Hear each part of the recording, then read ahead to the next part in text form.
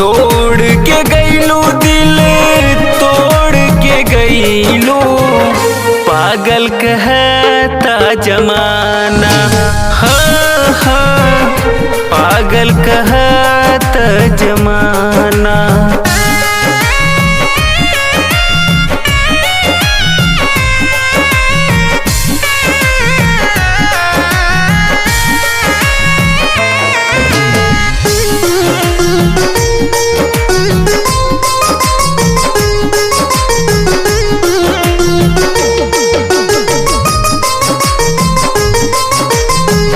सोचनी न देबू कभो धोखा तू प्यार में, बेवफा तू बनलू हर जाई।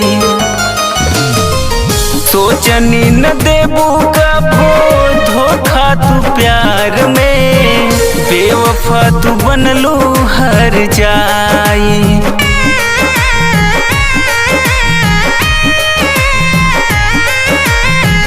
मिलल दर्द बाटे दिल के करार में, रहलू तू बनके परछाई।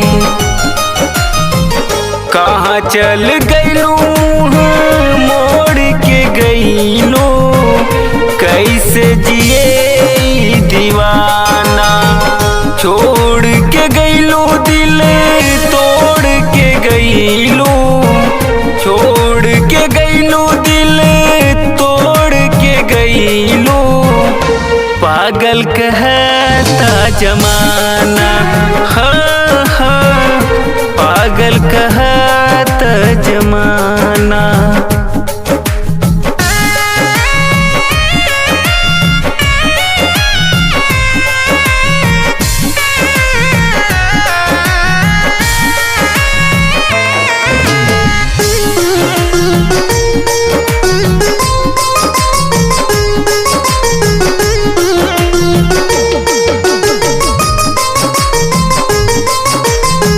तोहरा जैसन न मिले यार साथी, दुनिया में रहे भल अकेले।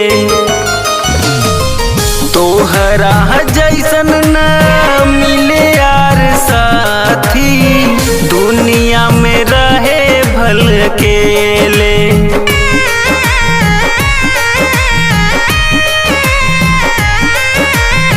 करन बेदर्दी के तू रहलू दिल के बाती, छोड़ गईलू तन्हा के मेले।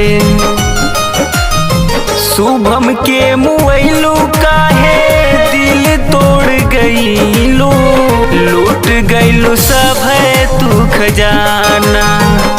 छोड़ के गईलू दिल तोड़ के गईलू, छोड़ के गईलू दिल तोड़ के गईलू, पागल कहता जमाना।